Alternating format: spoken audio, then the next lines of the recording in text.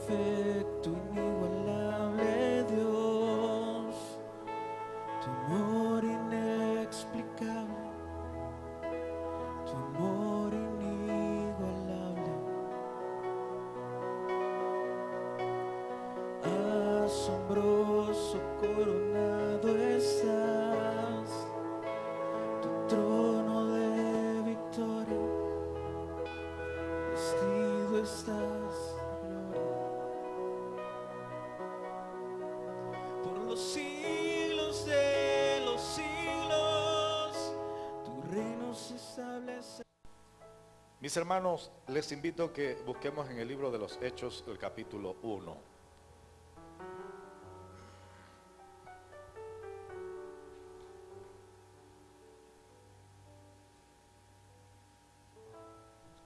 Hechos capítulo 1.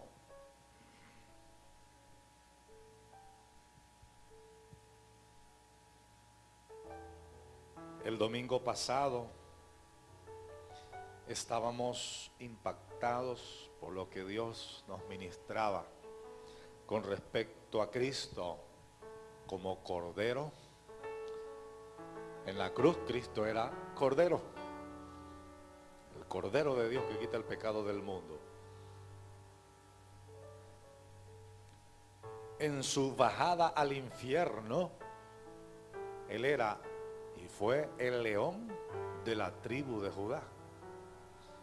En su resurrección, cuando se presentó ante el Padre para interceder por nosotros, apenas resucitó, se presentó como nuestro sumo sacerdote que intercede por nosotros ante el Padre.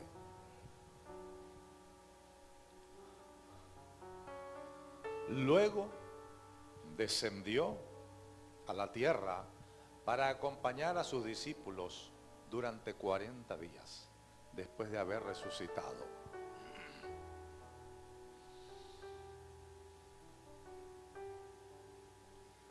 Y allí se presentó como el Consolador, porque los discípulos estaban tristes porque Cristo había muerto y se había ido. Y ahora Jesús, después que resucita y cumple cada situación, cada profecía, como Cordero, como León, como sumo sacerdote, luego aparece a los discípulos durante 40 días seguidos como el Consolador. Recuerde cuando Jesús habló del Espíritu Santo, le dijo a los discípulos: yo les voy a dar otro Consolador. Ahora, si le va a dar otro Consolador es porque ya tienen uno y le van a dar otro. ¿Cuántos dan gloria a Dios? ¿Cuántos tienen al uno y al otro? Aleluya. Ahora bien, aunque cuando Cristo comenzó a predicar el evangelio del reino, Él no predicaba el reino. Él predicaba el evangelio del reino. Hermano, yo les digo una cosa. Yo los domingos en la madrugada soy el hombre más feliz. Los últimos 8 años desde que comencé a fundar la iglesia hasta ahorita, los domingos en la madrugada, Dios me da cosas. En la semana pone como una semilla y luego el domingo en la madrugada como que crece de repente, germina. Dios me quita velos y entiendo cosas que no entendía. Y eso me consuela, el ver que Dios está con nosotros en medio de todas las cosas. Pero también me llena. Y sé que el propósito de Dios es subirnos de nivel. Ahora es importante aclarar esto. Por el hecho de que usted Dios lo suba de nivel, no quiere decir que usted va a dejar de ser un ser humano. Seguirá siendo un humano y tendrá que luchar con muchas cosas en su vida. Ahora, con la diferencia de que la mano de Dios le sostiene, nos sostiene. Y quedaba impresionado con esto del reino, también con una conversación con el pastor Elisur. Cuando Dios le dijo, busca Hechos capítulo 1, versículo 3, para que veas que mi hijo le habló a sus discípulos del reino, pero le habló a sus discípulos del reino después que resucitó. Porque para recibir, para hablar del reino, primero hay que morir y resucitar. Para nosotros haber recibido el entendimiento, el poder, la revelación del reino que nos ha dado el Señor, primero tuvimos que morir al mundo y vivir para Cristo, recibirlo como Señor y Salvador. Amén. Tiene que haber muerte y resurrección. Tiene que haber muerte de lo humano y resurrección de lo espiritual. Lo humano debe ir muriendo en nosotros, lo espiritual debe ir tomando vida. El Señor nos va a revelar el reino, las cosas de su reino espiritual, sobrenatural, poderosísimo. La vamos a recibir en la medida en que morimos. Y le digo una cosa, si así es la cosa, quiero morir. El apóstol Pablo dijo, muero cada día.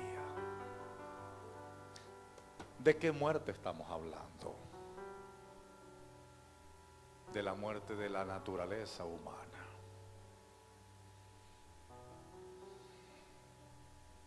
Mientras nosotros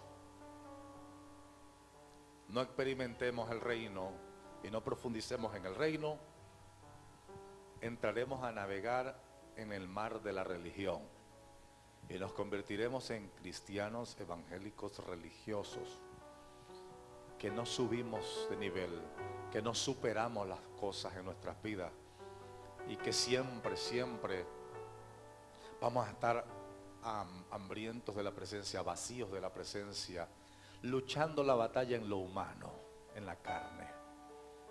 Y cuando uno lucha en lo humano, hermano, se cansa muy rápido. Las cosas de lo sobrenatural se luchan en un nivel de vida espiritual. Entendamos el reino, hablemos del reino. ¿Ok? ¿Están listos para que hablemos algo del reino? Esto es demasiado, no nos alcanzará toda la vida para hablar de ello, pero por lo menos que recibamos, y lo que recibamos impacte y llene nuestras vidas, nos cambie y nos transforme a todos. Leamos Hechos capítulo 1, versículo 3. Vamos a pasar al versículo 3. No, vamos a leer ahí el 1. Déjenme el 1 para ubicar a todos los hermanos. Porque recuerde que el domingo pasado hablábamos de la muerte de Cristo, la resurrección de Jesús. Cuando Jesús resucita y se le aparece a María Magdalena y le dice a María Magdalena, no me toques. Y ese no me toques lo entendimos. Él era el sumo sacerdote nuestro resucitado que se iba a presentar ante el Padre. Y según el ritual, la ley judía, el sumo sacerdote, después del sacrificio del cordero, él entraba al lugar santísimo para presentarse a la presencia de Dios, pero no a la presencia del Dios eterno, sino dentro del templo. Es un pequeño cuartico que tenía una cortinita que se llamaba el velo del templo, y solo el sumo sacerdote podía entrar una vez al año allí, después de unos rituales de limpieza y purificación, y después de sacrificar el cordero elegido. Aunque allá constantemente sacrificaban corderos por los pecados del pueblo, ese cordero anual, lo llamaban el cordero pascual, era un cordero perfecto, sin manchas, sin problemas en las pezuñas, sin infecciones en las dentaduras, sin pulgas, bien limpiecito y bien perfecto. Luego lo sacrificaba a ese sacerdote frente al pueblo, y luego del sacrificio, con la sangre, entraba a esa cortinita que llamaban el lugar santísimo. Y si el sacerdote no estaba bien en sus purificaciones, caía muerto ahí en esa presencia, haciendo ver de que el hombre nunca sería digno de entrar en la presencia de Dios. Solo Cristo vino de allá, solo Cristo entra a la presencia de Dios, y solo Cristo nos puede llevar a la presencia de Dios, y solo Cristo nos puede conectar con la presencia de Dios. Por eso hay que agarrarse de Cristo. Por eso el camino no es la pastora, el camino no es San Pedro, el camino no es el Papa, El camino no es Santa Clara ni Santa Rita. El camino es Cristo Jesús. Solo Cristo. Él es el centro. Él es todo. Solo Él. Después que Él se presenta ante el Padre como sumo sacerdote, luego descendió, ahí sí los discípulos lo pudieron tocar, ahí Él se les apareció y Él le dijo a Tomás, mete tu mano en mi costado, porque Tomás no creía que Él había resucitado hasta que se les apareció y Tomás le tocó el costado, lo cual quiere decir que como ya venía de la presencia del Padre, había cumplido con esa ley bíblica judía de presentarse ante el Padre Dios sin ser tocado por nadie después de haber resucitado y después de ser el sumo sacerdote que iría a la presencia de Dios por todos nosotros. Entonces, ahora sí se presentaba a los discípulos y se acercaba a ellos, aún estando resucitado. Después de ahí dice, vamos a leer Hechos capítulo 1, versículo 1, dice, en el primer tratado, oh Teófilo, he hablado de todas las cosas que Jesús comenzó a hacer y a enseñar. Mire, en el primer tratado, oh Teófilo, se refiere al Evangelio de San Lucas. El doctor Lucas escribió el Evangelio de Lucas. Se piensa que él fue discípulo del apóstol Pablo y todo lo que escribió, lo escribió investigando con todos los apóstoles que anduvieron con Jesús. Y por eso escribió el Evangelio de Lucas, considerado de los más completos. Lo que pasa es que Mateo escribió para el pueblo hebreo. Marcos escribió para el pueblo gentil romano. Lucas escribió para los griegos, que indagaban cada detalle, cada argumento. Mientras que San Juan escribió el Evangelio universal para mostrarnos el reino y el Hijo del reino, el Hijo Jesús. Entonces Lucas escribió para este hombre llamado Teófilo. Y le dice, en el primer tratado, Teófilo, he hablado de todas las cosas que Jesús comenzó a hacer y a enseñar. Sí, el Evangelio de Lucas. Versículo 2, vamos al versículo 2. Hasta el día en que habiendo dado mandamiento por el Espíritu Santo a los apóstoles que escogió, fue recibido arriba. Sí, el Evangelio de Lucas cierra hablando de eso. Versículo 3. A los cuales, después de haber padecido, es algo así como que el libro de los Hechos es la continuación del Evangelio de San Lucas. Y por supuesto de los otros 3 evangelios, pero el mismo escritor. Dice, a los cuales, cuando habla de los cuales se refiere a los discípulos. Dice, después de haber padecido, después que Jesús padeció, después que murió, se presentó vivo, resucitó y se presentó vivo con muchas pruebas indubitables. Es decir, metieron la mano en el costado, se sentaron, comieron con el Señor, conversaron con Él. Apareciéndoseles por 40 días. Y esto lo estaba cumpliendo el Señor como parte de la profecía. ¿Por qué?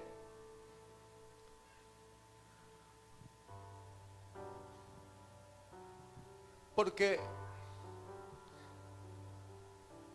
cuando usted le dicen que usted es evangélico pentecostal, usted se debe hacer la pregunta y dirá, ¿y por qué será que yo soy pentecostal? ¿Qué será eso? ¿Será que somos harina de un mismo costal? ¿Sí? Cualquiera puede hacer cualquier pregunta.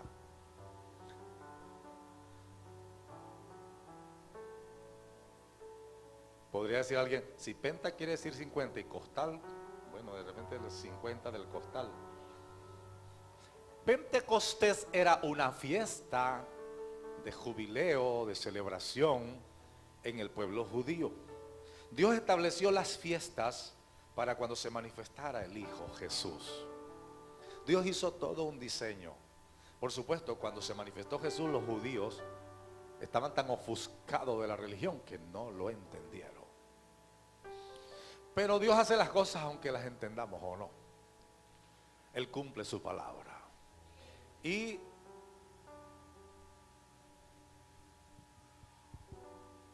la fiesta comenzaba después de la Pascua, después que sacrificaban el Cordero Pascual y después del día de reposo, comenzaba la fiesta de los 50 días, donde los judíos que estaban dispersos en todas las naciones venían a Jerusalén.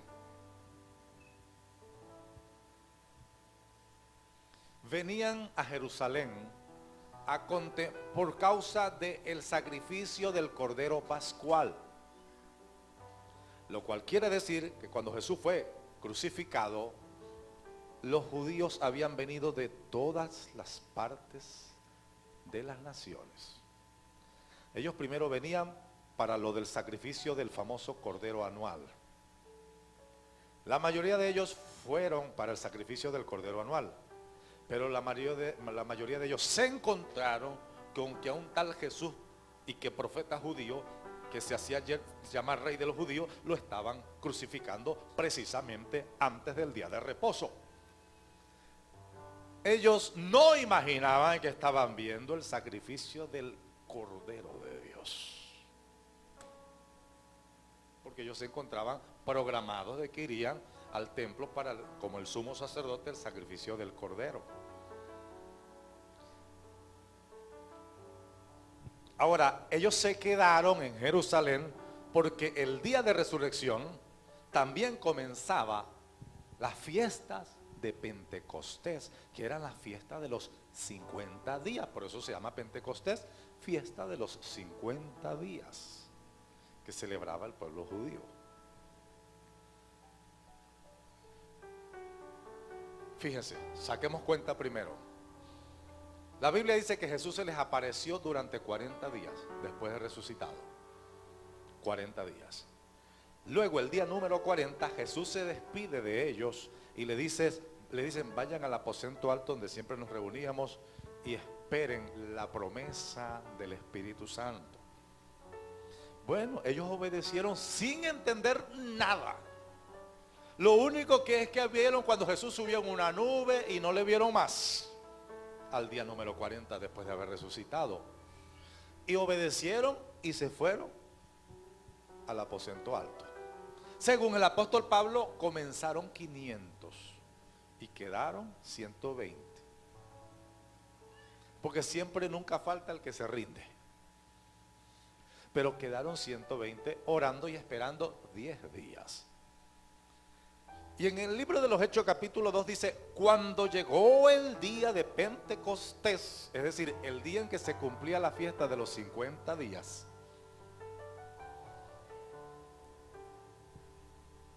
dice, habían judíos de todas partes del mundo.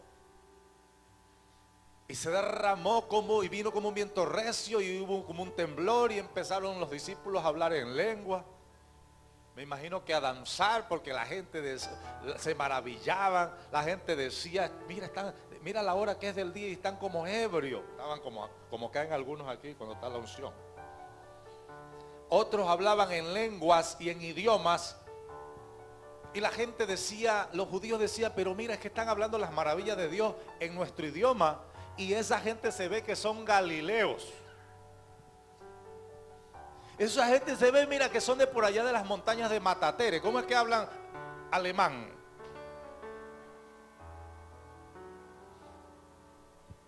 Por ejemplo.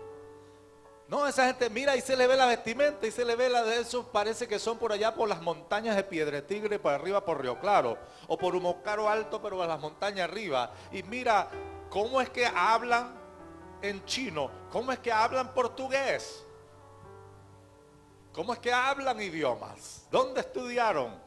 La Biblia dice que el Espíritu Santo les dio a hablar las maravillas de Dios en distintos idiomas.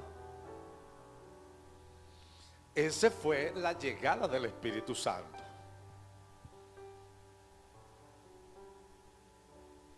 Parece, para no interrumpir este punto, parece algo así.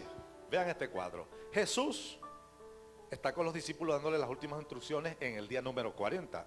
Dice que en el monte de los olivos, cerca. Y la Biblia dice que fue subiendo y una nube lo recibió y se lo fue llevando y se lo fue llevando. Y los discípulos se quedaron mirando cuando él se iba. Emocionados, tristes. Había un cruce de emociones tremenda. pero la presencia de Dios los llenaba. De repente aparecieron dos ángeles allí. Y los ángeles le dijeron a ellos: varones galileos, ¿por qué estáis mirando así al cielo? Si ese mismo Jesús, así como le viste irse al cielo, así un día vendrá. Aleluya. ¿Cuánto le esperan? ¿Cuánto le esperan? Hermano, los discípulos estaban consternados. Era como que mucho con demasiado, que dice mi doble hermana Solester. Por pocos días recibieron mucho con demasiado. Pero en el versículo 3, la última frase es muy importante. Lo leo completo y hago énfasis en el último versículo. A los cuales después de haber padecido se presentó vivo con muchas pruebas indubitables. O sea, prueba demostrable de que había resucitado. Dice, apareciéndoseles por 40 días. Y ahora viene lo nuestro. Y hablándoles del reino de Dios. Cuando Jesús andaba con los discípulos diariamente en la tierra antes de padecer, entrenándoles, enseñándoles, les enseñó a evangelizar, les enseñó a orar, les enseñó a orar por los enfermos, les enseñó a predicar, les enseñó a atender a la gente, les enseñó el evangelio del reino. Escuchen, una cosa es, el evangelio es el evangelio del reino. Oiga, Jesús vino del reino y nos trajo el evangelio. Entonces, el evangelio de Cristo es el evangelio del reino. Todo evangelio que nos conecta con el reino invisible y sobrenatural de Dios es el original evangelio de Cristo. El apóstol Pablo en otra ocasión, advirtiendo a las iglesias, les decía: tengan cuidado porque vendrán muchos trayéndonos otro evangelio que no es el evangelio del reino. Y así venga quien venga, inclusive dijo el apóstol Pablo, así vengan ángeles y nos traigan otro evangelio, no lo recibáis porque es anatema. Anatema quiere decir, en otras palabras, en otro idioma, es maldito. Tremendo eso. Que Pablo era por todo el cañón, hermano. El que nos trae otro evangelio es maldito. Necesitamos redescubrir, caminar, ser radicales con el evangelio del reino. Ahora, ¿cómo nos profundizaremos, nos meteremos más en el reino? A través del evangelio del reino. ¿Y cómo será eso? Hermano, tenemos que morir a lo humano. Ahora, no se mate usted. En la medida en que usted camina con Dios y yo camino con Dios, el Espíritu Santo, no se preocupe, el Espíritu Santo nos lleva al altar de la crucifixión de lo humano. La Biblia dice que cuando el Espíritu Santo vino sobre Jesús, lo primero que hizo es que lo impulsó para ir al desierto, para tener lucha con el diablo y ser tentado por el diablo. Jesús ganó la victoria sobre la tentación. Ahora, lo más seguro es que nosotros no la vamos a ganar sin Jesús. Aprendemos a depender de Jesús cuando recibimos nuestros porrazos. Cuando queremos depender de nosotros mismos, nos va mal. Cuando nos creemos que ya somos, tú sabes, la copia de Cristo en la tierra, nos estrellamos. Necesitamos depender de su presencia y redescubrir, entrar y experimentar y caminar en el evangelio del reino. El evangelio, las sagradas escrituras, la vida evangélica, los 4 evangelios nos enseñan cómo caminar en el evangelio del reino.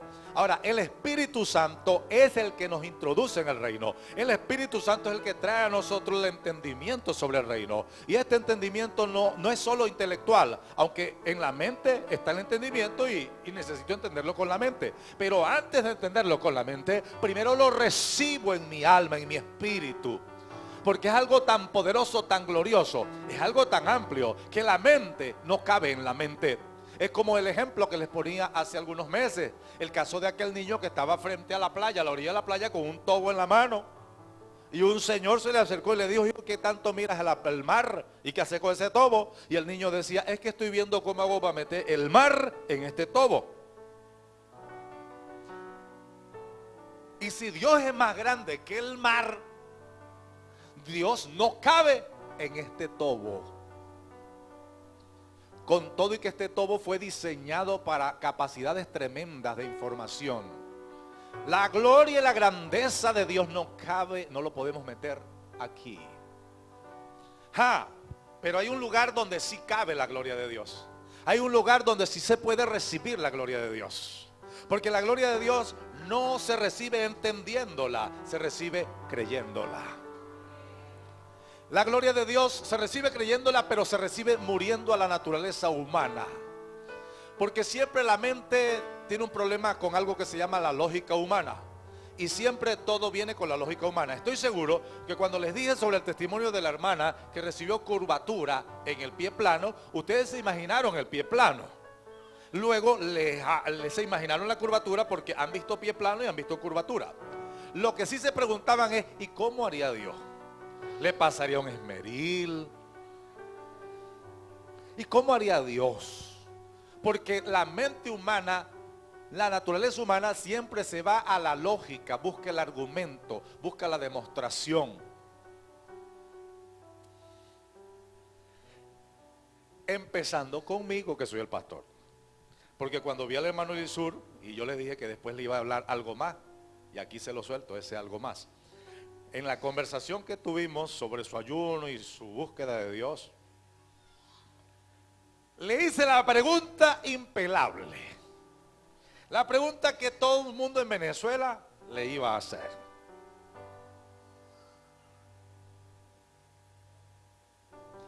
La pregunta que yo sé que todos le iban a hacer, pero yo le hice por ustedes.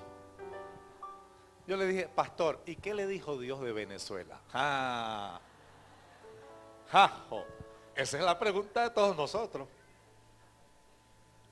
Supongamos que alguien de repente vive una experiencia como la han vivido otros hermanos en el mundo, que han grabado sus testimonios. Por ejemplo, una Angélica Zambrano, la hermana Bernarda que ya partió con el Señor. Esas personas que de repente por 2 días están como muertos, y es porque van al infierno y van al cielo y Dios les habla. Y si a alguien, Dios le guarde, aquí pasara eso en Barquisimeto, en Venezuela, aquí en la iglesia, después que resucite y despierte, la primera pregunta que yo le haría es: ¿qué te dijo Dios de Venezuela? Vi los cielos, vi los palacios. Eso te va a describir todo lo que vio. Vi el ángel, vi el Señor, vi el infierno, vi al diablo. Pero la pregunta más importante para nosotros va a ser esa: ¿y de Venezuela qué te dijeron?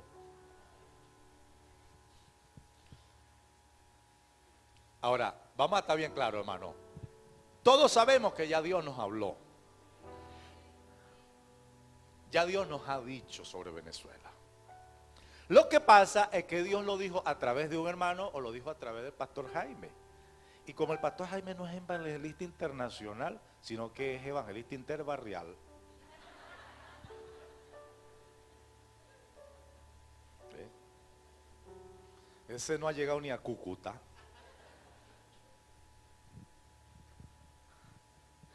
Bueno, yo fui a Costa Rica y prediqué en Enlace. Lo que pasa es que tuve 7 días. No son suficientes como para llamarme internacional.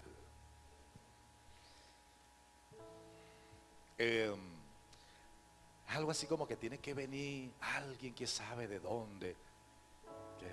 Tiene que venir el papá de los helados, de los apóstoles, de los profetas, de los pastores, para que diga algo de Venezuela y poder nosotros creerlo.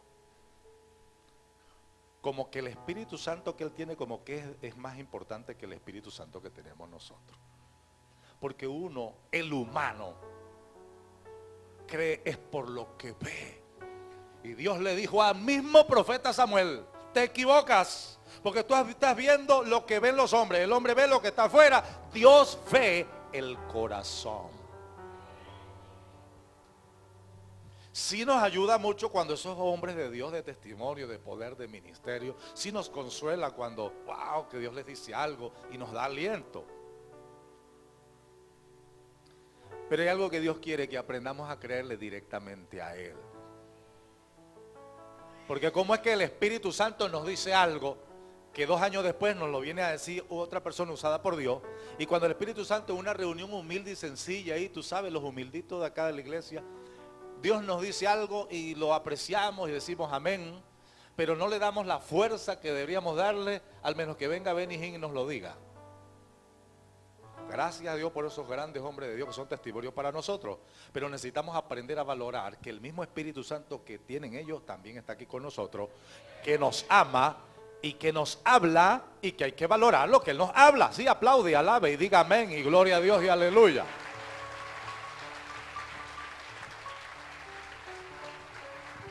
Hermano, la mejor señal de que Dios está con nosotros es que usted está vivo y que usted está comiendo. Y que usted está comiendo las 3 comidas diarias. Señal como esa. Bueno, sí, le hice la pregunta al hermano, le dije, ¿qué le ha dicho Dios de Venezuela? Bueno, me di cuenta que Dios le dijo lo mismo que nos dijo a nosotros aquí en un ayuno hace como 3 años, un mes de enero. El primer mes de enero que recibimos en este edificio, estábamos en un ayuno y el Señor nos dijo, en primer lugar nos dijo que las cosas se pondrían peor, que vendría turbulencia fuerte.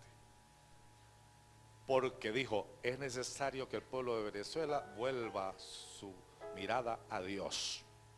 Pero también dijo, y mis hijos no se preocupen porque a ellos en esta turbulencia yo voy a sostener a mis hijos, a los que me creen.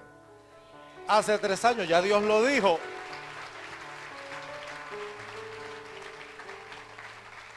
Ahora, si Dios lo dijo, venga lo que venga, crea que Dios lo que dijo lo mantiene.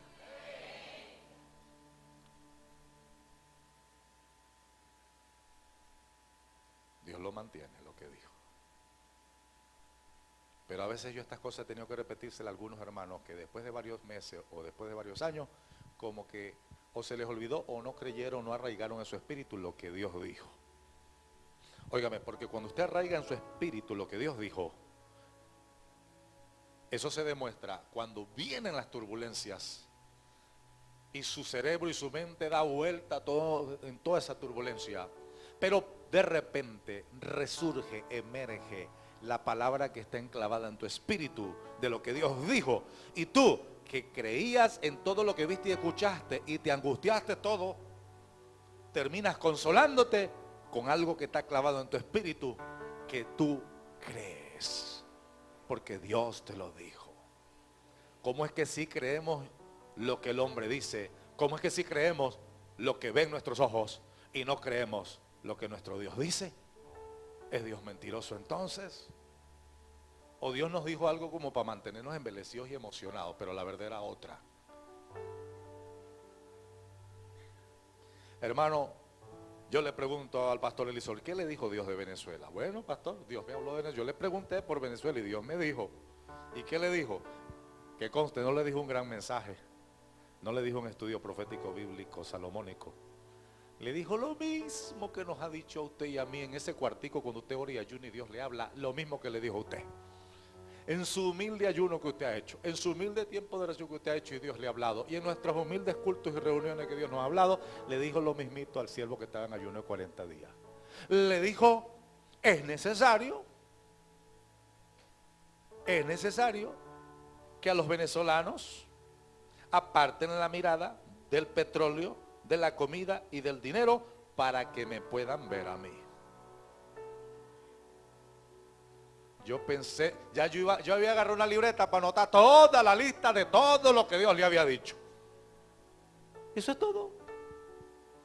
¿Y por qué Dios necesita darme una lista de cosas cuando ya Él habló y Él sostiene lo que dijo? Y eso está bien clarito lo que dijo. Lo que dijo fue que el pueblo venezolano, incluyendo los evangélicos, aunque ahí no dijo incluyendo los evangélicos, pero eso lo entendemos. Porque unos evangélicos que confían más en el petróleo, en el hombre, en la plata, en la comida, que en el mismo Dios. La palabra que Dios le dijo al hermano es, para que el pueblo de Venezuela me puedan ver a mí, es necesario quitarles el petróleo, el dinero y la comida. Porque eso no le permite verme a mí.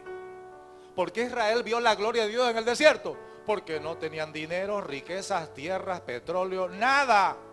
Y cuando no tienen nada, no les queda más remedio que aceptar a Dios y ver a Dios y buscar a Dios y depender de Dios.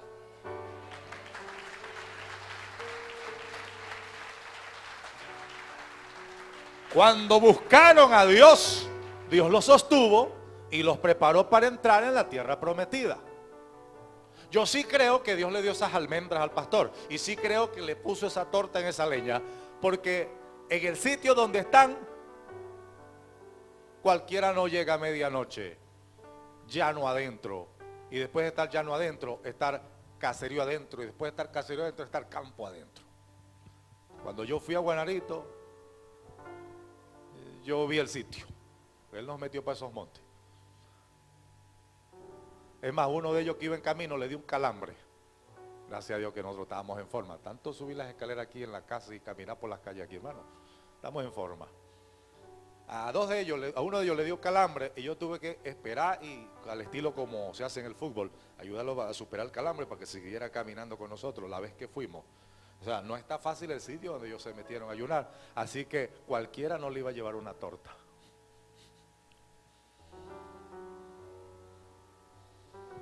Yo pienso que ahí hay un mensaje, porque Dios les ha podido dar fortaleza sin torta y sin almendra.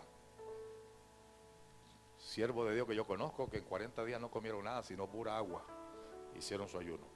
Pero Dios dio un mensaje, y el mensaje es que Dios puede hacer lo que sea para cumplir la palabra que te prometió de sostenerte aunque haya escasez. Alábalo.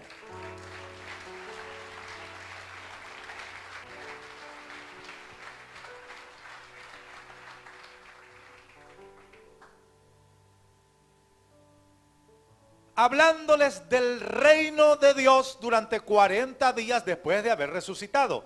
Número 1, murió y resucitó. Y les habló del reino. 40 días. Ahora, Jesús sabía que Él estaba sembrando una semilla en ellos de la revelación del reino.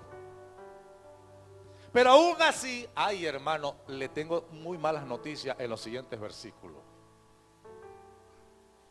Aún ellos estaban recibiendo todo eso de un Cristo resucitado, lo estaban recibiendo en la carne. No estaban en el espíritu. Se los demuestro. Vamos, versículo 4. Estando juntos, les mandó que no se fuesen de Jerusalén, sino que esperasen la promesa del Padre que oíste dijo de mí. ¿Verdad? Que fue lo que hablé de la promesa del Espíritu Santo. Ellos no sabían qué era, les tocaba obedecer.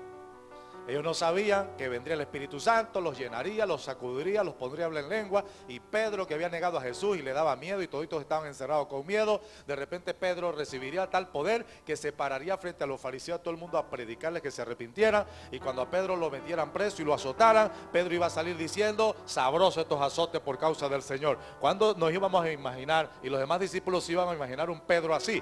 Lo que pasa es que ellos no sabían lo que iban a recibir. Ellos no necesitaban saberlo, no necesitaban entenderlo, necesitaban era obedecer, esperar, creer.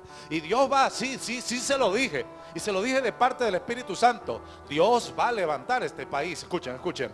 Dios va a levantar grandes empresas, escuchen. Dios las va a poner en sus manos. Dios nos está procesando en la fe, nos está procesando en lo poco. Porque si eres fiel en las pocas ganancias, trabajando durísimo y ganando poco, y que comiéndote hasta el capital, porque la cosa, el bolívar, el dinero se vino abajo y no alcanza. Escuchen y no interrumpan, escuchen muy bien. Y si lo que estamos viendo no es nada prometedor, pero Dios nos ha dicho lo que va a hacer, y Dios nos ha dicho que todo esto es necesario porque Él tiene que quebrantar nuestro país para que aprendan a poner la mirada en Dios, y entonces haya el avivamiento que Dios quiere. Porque Dios está permitiendo que todo esto pase por una cosa. Número 1, para que haya un avivamiento y se salve la gente y haya un cambio generacional, una transformación de los jóvenes, de los niños, de las familias, de los hombres y mujeres. Entonces, escuchen bien, es necesario que aunque no lo entendamos, aunque no lo veamos, aunque no escuchemos que la cosa va bien, aunque no lo entendamos, aunque todo nos dice que esto lo que viene es hacia abajo,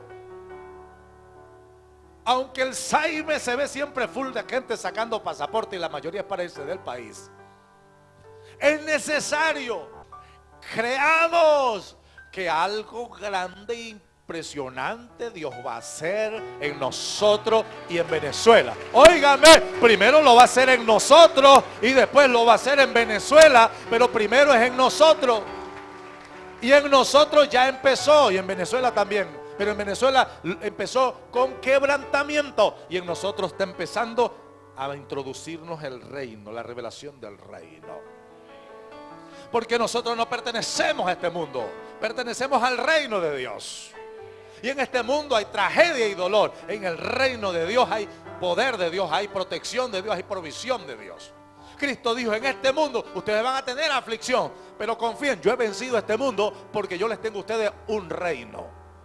Y cuando hablamos de un reino no estamos hablando que nos van a reunir, nos van a llevar para el cielo y escaparemos de esta tierra. Estamos hablando de que aunque estamos en la tierra, estamos bajo el reino de Dios. Por lo tanto, como no estoy bajo el reino de Satanás, Satanás no tiene autoridad sobre mí, porque no pertenezco, no tengo cédula satánica, tengo la cédula del reino. Le pertenezco a Cristo y el reino sí tiene poder en mí.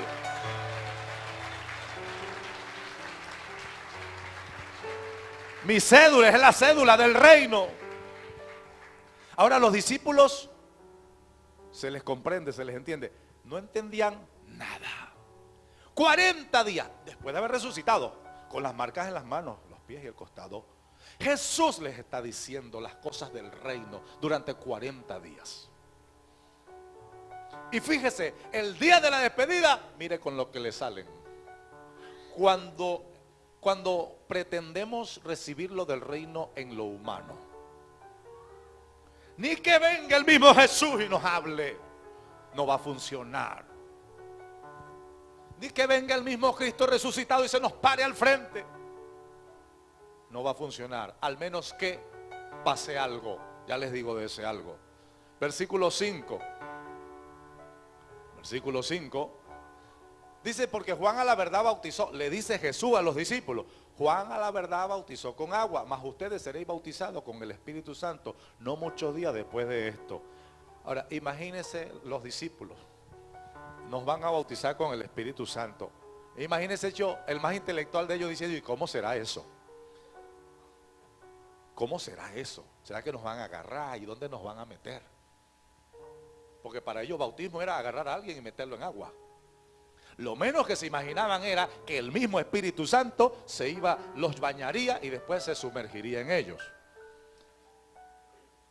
Voy a pedirle a mi esposa, mi amor, consígueme una jarra de vidrio llena de agua y me consigues un vasito de vidrio con agua también.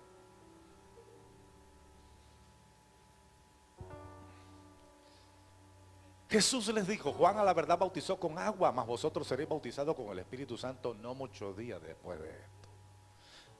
No le quiso decir dentro de 10 días, dentro de 5 días, pero Jesús sabía los días. Óigame, Jesús sabe los días cuando se va a resolver la cosa aquí en Venezuela. Pero Él, como está trabajando en nosotros la fe, Él no debe decirnos. Porque lo que ya tengo al frente, ¿para qué esperarlo? Pero lo que no tengo al frente, lo espero. Y cuando crezco en esperanza, crezco en paciencia, crezco en fe.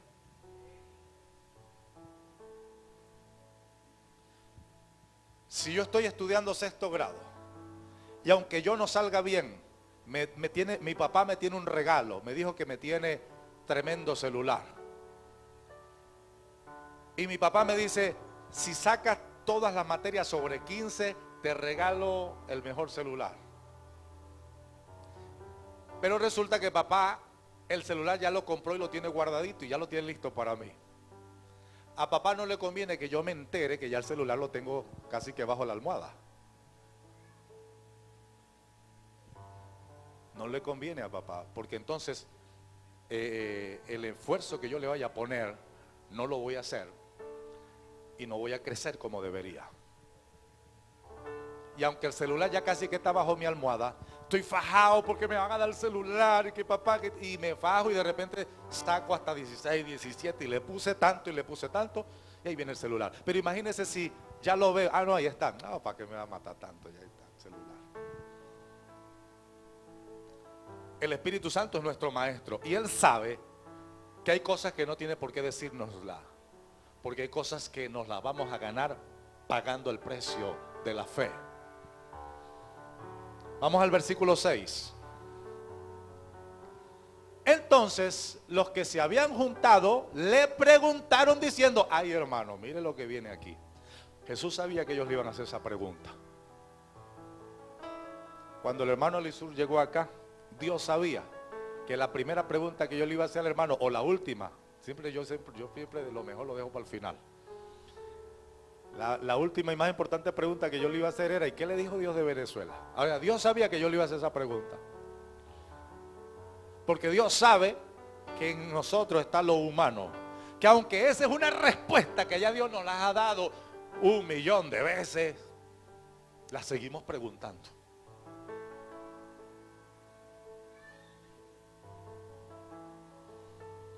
Entonces los que se habían juntado le preguntaron diciendo: Señor, ¿restituirás el reino a Israel en este tiempo?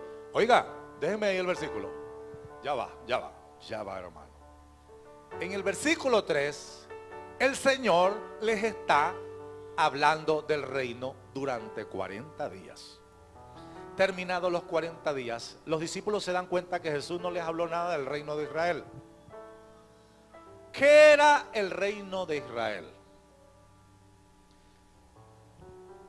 Los discípulos en esa pregunta se referían a la época dorada del reino de Israel, cuando el rey fue David y después de David el rey Salomón, donde Israel era el imperio mundial, donde Israel había adoración, alabanza, culto en el templo, donde había oro, donde todos estaban, hermano, excelente, bien parados, donde Israel era la potencia del mundo, donde el rey era David y había salmos, adoración, donde el poder de Dios le daba la victoria sobre sus enemigos. Murió David, entró Salomón y el reino fue mayor todavía y glorioso. Después se dividió el reino, después en la idolatría del hombre, porque todo puede ser bonito, pero el hombre termina poniendo el caldo morado cuando no tiene a Cristo en el corazón, o cuando teniendo a Cristo en el corazón se le sube lo humano al cerebro. Entonces, cuando Jesús aparece en escena en la tierra, los judíos, su lucha era: ¿cuándo será que nos vamos a quitar el dominio romano? ¿Cuándo es que vamos a tener nuestro propio reino? Porque las profecías decían que vendría el descendiente de David y se sentaría en el trono de David. Lo que ellos no entendían es que ahí hablaba de un trono espiritual y de un trono eterno, no de un trono terrenal y pasajero. Y no lo querían entender, no lo entendían. Judas Iscariote pertenecía a un movimiento que, parecido al de Barrabás, buscaba derrocar el dominio romano para establecer un rey y el reino de Israel por sus manos, por sus fuerzas. Si encontramos antes de Cristo la parte histórica de los macabeos, fueron unos movimientos de unos judíos que quisieron restablecer el reino de Israel a la fuerza de ellos. No podemos pretender con nuestra fuerza hacer que se cumpla lo que Dios prometió. Lo que Dios prometió, Dios es el que se encarga que eso se cumpla. Dios prometió un reino, pero no iba a ser a la manera de los hombres, iba a ser a la manera de Dios. Dios prometió que va a levantar, va a restaurar a Venezuela, pero no va a ser a la manera de los hombres, los líderes políticos, militares o quien sea. Va a ser a la manera de Dios. Solamente vamos a creerlo y no pongamos la mirada en el hombre. Porque eso es lo que Dios está tratando, que la gente quite la mirada del hombre, del petróleo, del dinero, de la comida y la ponga en Él. Cuando Judas vio que Jesús era candidato para que lo colocaran como rey, porque la gente lo iba a seguir, y todos pensaban, como que es el hombre. Pero cuando Judas se dio cuenta que no era el hombre, porque decía, enseñaba el amor, el perdón, ponerlo en la mejilla y poner la otra. Entonces Judas se quedó allí con Jesús, pero para sacarle provecho de dinero al asunto. Él esperaba otro reino. Los judíos esperaban, con la entrada triunfal de Jesús a Jerusalén, los judíos esperaban que entrara un rey con un ejército en un caballo lleno de armamento por todos lados. Pero Jesús, que conocía la mente y el corazón de su pueblo, a propósito, intencionalmente, entró montado en lo menor, en lo mínimo que se puede montar alguien.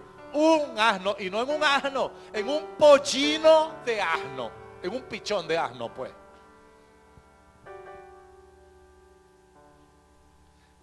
Que los mulos y las patas de un asno no son las mismas que los mulos y la pata de un pollinito de asno. Que nadie había montado. Imagínense lo arisco que sería ese pollino de asno.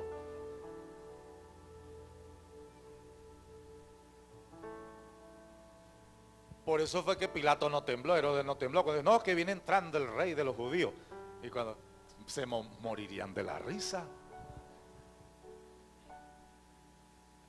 A ellos les extrañaba que los sacerdotes se preocupaban tanto, los sacerdotes judíos. ¿Por qué se preocupan tanto? No, que él dice que el rey de los judíos.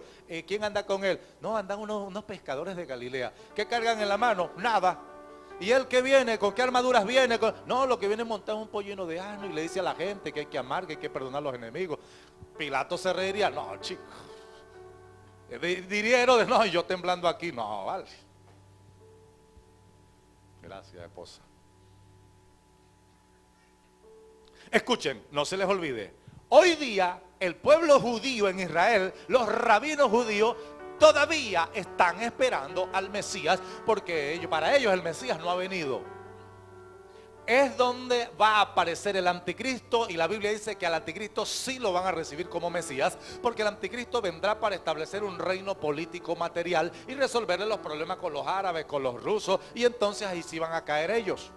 Cuando Jesús vino, los judíos querían un rey que les resolviera los problemas con los soldados romanos y con los emperadores. Pero Jesús no vino a resolverle ese problema. Jesús vino a resolverle el problema más grave y más importante. Problema por el cual ellos estaban hundidos como estaban cautivos y esclavos como estaban. El problema del pecado. Jesús viene a Venezuela. Pero Jesús no viene a Venezuela a hacer que suba el petróleo. Jesús no viene a Venezuela a hacer que todas las tierras produzcan comida y que hayamos demasiadas vacas y ovejas. Jesús no viene a Venezuela a resolver el problema del dinero de los venezolanos. Jesús no viene a Venezuela a eso. Jesús viene, ¿para qué Jesús va a resolver algo que ya Jesús sabe que la tierra lo tiene? Que ya Jesús sabe que si lo tenemos a Él, todo lo demás se va a producir automáticamente. Entonces Jesús viene a quitar lo que impide el pecado, las maldiciones, las enfermedades, la idolatría, el espiritismo. Porque el problema no es petróleo, el problema no es comida, el problema es el corazón de los venezolanos que no quieren poner su mirada en Dios. Mire la pregunta que hacen los israelitas. Imagínese uno de ustedes. Anda con Jesús 3 años y medio y ve toda la gloria, lo ve caminar sobre las aguas, lo ve que lo crucifican, luego ve que resucita, se le aparece, luego durante 40 días después de resucitado le habla del reino, y se le ocurre a usted preguntar: Señor, ¿va a restituir el reino de Israel en este tiempo?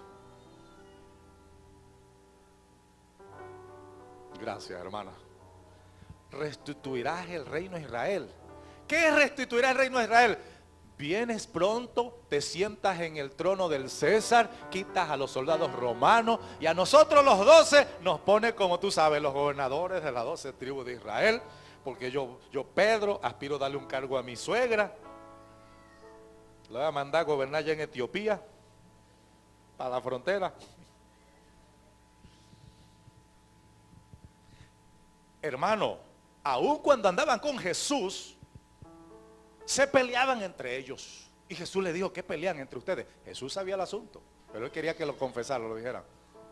Y vino la mamá de los hijos de Zebedeo, que eran 2 de los discípulos. Creo que eran la mamá de, creo que Juan y Santiago. Y le dice: Señor, tú sabes, algunas mujeres son tremendas, chicos. Quieren palanquear la cosa, quieren alcahuetear la cosa. Entonces, no, yo me le acerco y yo intercedo por ustedes, mis hijitos, mis toñequitos. Y fue donde el Señor a atender el deseo de sus consentidos toñecos. Señor, cuando vengas en tu reino, te tengo una petición.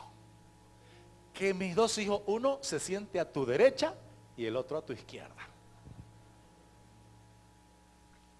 Jesús no le reprochó, no la regañó, no la puso en disciplina, porque Él nos conoce. Que a veces hacemos una cosa y pedimos una cosa que están descabelladas y que Él tiene cosas mejores que las que estamos pidiendo, pero que en nuestra mente todavía no nos cuadra la cosa. Tampoco la desanimó. Jesús solo le dijo: lo que has pedido a mí no me corresponde darlo, sino al Padre. Qué sabiduría del Señor, cómo nos sobrelleva el Señor. Restituirás el reino de Israel en este tiempo. Es fácil para que Jesús diga: Padre querido, morí, resucité. Después de resucitado, hablé con ellos durante 40 días del reino espiritual, de la gloria del Padre. Y mira, lo estamos como que empezando de nuevo. Estamos como cuando los conocí, la misma pregunta cuando eran nuevos creyentes, me la están haciendo después de que ya son hasta predicadores y maestros de Israel, después que tienen 30 años en el Evangelio, siguen con lo mismo. Jesús tuvo paciencia, porque Jesús sabía que faltaba algo.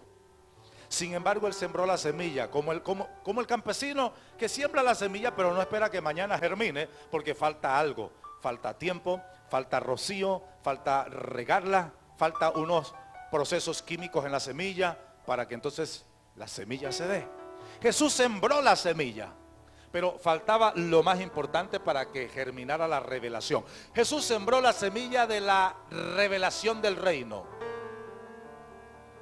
De repente, si aquí habemos 200 personas, que creo que sí las habemos, por lo menos de repente nada más 30 entienden este asunto del reino. Dios sabe quiénes son. Espero que no sean 30, espero que sean el 99.9%. Claro, todos en distintos niveles, como le dije, de acuerdo a qué tanto estás muriendo. Ahora, esa muerte no la ocasiona usted. El Espíritu Santo, con las pruebas y las circunstancias, nos va llevando a la muerte humana para que lo humano vaya muriendo y lo espiritual vaya naciendo. Por lo tanto, entienda, de la falla Dios no lo va a culpar. De la falla Dios te dice: tu pasado no va a impedir que yo haga en tu vida lo que he planeado hacer, porque mi amor y mi plan es más grande que tu pasado. Tus debilidades de hoy no van a impedir que yo haga en tu vida lo que he planeado hacer, porque mi amor y mi plan son más grandes que tus debilidades.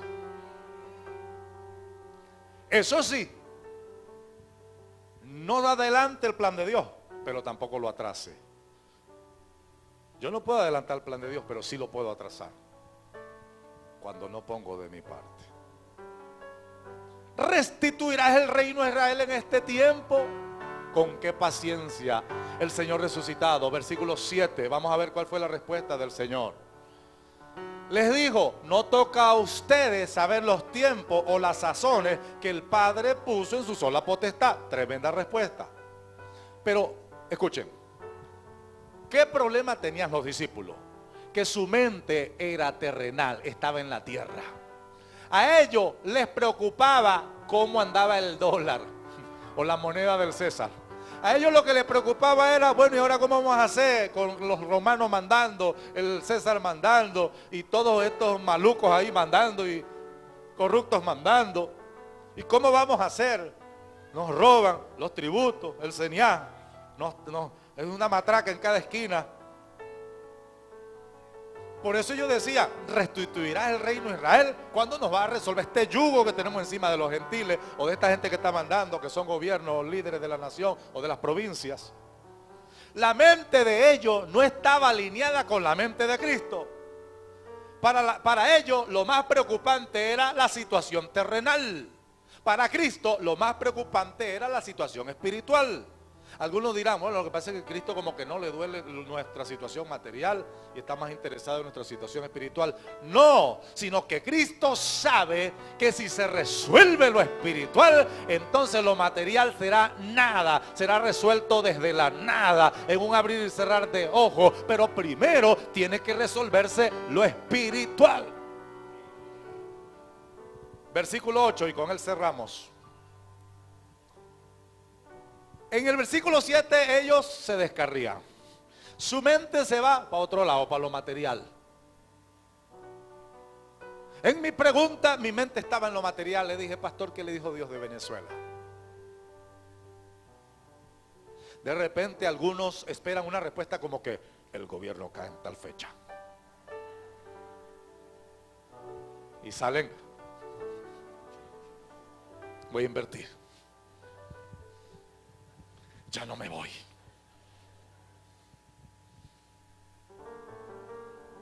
¿Cómo nos conoce el Señor? Mientras nuestra mente está a quién vas a quitar, quién vas a poner, si vas a poner el que está afuera, el que está preso, el de Chivita. Dios no está mirando eso. Porque Dios sabe que eso no es el principal problema. El principal problema es el pecado. El principal problema es los ojos cerrados por las tinieblas. Y que esas escamas de los venezolanos se van a caer cuando se les caiga el estómago, cuando se les caiga el bolsillo, cuando se les caiga el capital, creen en el capital que tienen en el banco, que creen están mirando a ver si por fin sube el petróleo para ver si se gozan y se alegran un poquito ese día, o a ver si van y las vitrinas tienen algo de comida, porque su mirada está puesta en eso. Y Cristo desea operar la gran maravilla, pero para hacerlo es necesario que quitemos la mirada de todo eso, muramos a eso, que nos gocemos aunque no haya vaca en los corrales, como dijo el profeta Habacuc, que nos gocemos aunque el petróleo llegue a $5, que nos gocemos aunque no haya que comer sino cilantro con arepa o con pan o yuca con yuca, pero que nos gocemos sabiendo que Dios está trabajando, que Dios está ocupado, que Dios está obrando, que vas a hacer grandes cosas y que vamos a estar vivos para verlo. Y para vivirlo, para recibirlo. Dios no quiere, fíjese, ¿dónde estaba la mente de los discípulos? Yo estoy seguro que si Cristo estuviera aquí con nosotros, echándonos el cuento del reino, esto sería impresionante. Pero fíjese, ellos lo tuvieron durante 40 días después de resucitado. ¿Se imagina usted que el mismo Jesús descienda aquí y todos estemos temblando ante la presencia y viéndolo ahí? Y a algunos de ustedes se le ocurre interrumpirlo para preguntarle, Señor, ¿y cómo va a pasar la cosa con Venezuela? Es hay que agarrarlo y tirarlo para el patio, que interrumpa algo así. Tú sabes lo que es semejante gloria, semejante bendición, y este tiene la mente en otra cosa. Así nos pasa. Parece como que lo más importante para nosotros sigue siendo lo material. Lo más importante para nosotros tiene que ser la presencia, porque si la presencia está contigo, lo material viene solo. Busca primero el reino de Dios, lo demás te será añadido. Y Él lo ha hecho y ha sido fiel. Escuchen, Jesús tan chévere que traía la enseñanza durante 40 días y en la parte final, hasta que ellos opinaron, Señor, restaurar el reino de Israel, nos va a poner gobernante. ¿Quién va a ser el alcalde? Pedro va a ser el alcalde. ¿Y fulano qué va a hacer? Le cambiaron el tema. Pero Jesús, ¿qué hizo? No les dijo, fue eso le toca, el Padre es el que sabe de eso. Y Jesús vino y retomó su tema. ¿Cuál fue su tema? Hechos 1:8, el más importante de toda la historia. Más recibiréis la virtud, el poder del Espíritu Santo, que vendrá sobre vosotros, y me seréis testigo en Jerusalén, en toda Judea, en Samaria y hasta lo último de la tierra. Como diciendo, dejen el reino de Israel quieto, dejen la tierra quieta. Ustedes tienen un poder y tienen una misión. Hagan lo que les toca. El Padre va a hacer lo que a Él le toca y punto. Amén. Ahora, ¿cómo es eso de ser revestidos por el poder del Espíritu Santo? Vamos a graficarlo acá. Vamos a ilustrarlo. Gracias. Necesito la jarra, el vaso y la mesita. ¿Qué dice? Lean conmigo lo que dice la pantalla. 1, 2, 3. Más recibiréis la virtud del Espíritu Santo que vendrá sobre vosotros, y me seréis testigos en Jerusalén, en toda Judea, Samaria y hasta lo último de la tierra. Bueno, esta versión dice virtud, pero las otras versiones dicen recibiréis poder, fe, poder, fuerza sobrenatural. Gracias. Escuche bien. Este es usted y soy yo. La Biblia dice que somos vasos en la mano de Dios. Cuando no teníamos a Cristo estábamos vacíos. Pero ahora que tiene a Cristo y tiene el Espíritu Santo, usted está lleno. Y cuando usted viene vacío al culto, alaba a Dios, busca, se renueva y el Espíritu Santo lo llena. El salmista dijo en el Salmo 23, mi copa está rebosando. Y este es usted, lleno del Espíritu de Dios. ¿Ok? Y vamos bien ahí. Pero en los próximos días viene algo que va a ser el Espíritu Santo. Y es esto. Aquí está el poder del Espíritu Santo. Y aquí está usted como un vaso que tiene dentro de su vida el Espíritu Santo. Si usted tiene a Cristo, en su vida está el Espíritu Santo. Usted está lleno del Espíritu Santo. Aunque usted no lo sienta, porque no caminamos por lo que sentimos. No es que no siento el Espíritu, ¿será que me dejó? Mi hermano, si usted lo deja el Espíritu Santo, lo toma el diablo. Usted no puede quedar solo sin el Espíritu Santo, porque los demonios andan por los aires buscando a quien devorar. Te devora el alma, las emociones, la felicidad. Usted tiene en su vida el Espíritu Santo. Y viene, ¿y qué es estar sumergido, lleno del Espíritu Santo? Aquí está usted lleno del Espíritu Santo. Ahora, ¿cómo hacemos para estar sumergidos?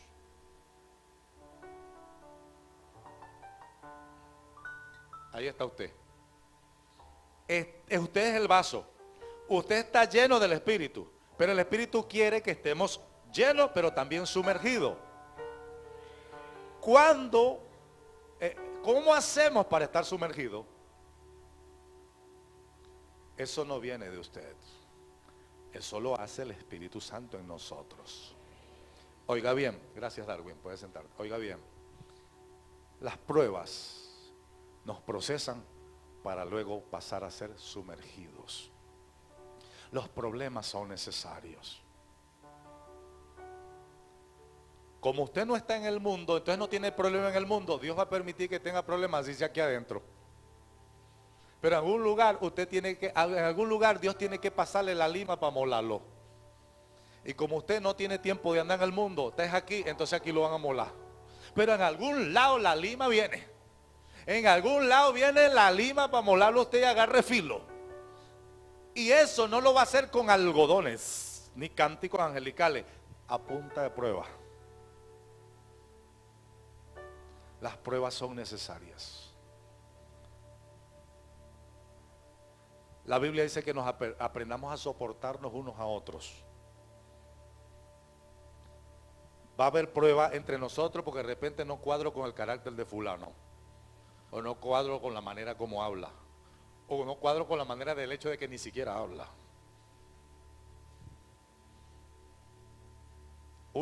Me desespero por fulano como habla, pero también me desespero por fulano porque no habla nada. Pero la Biblia dice que nos soportemos unos a otros. Porque estamos creciendo juntos.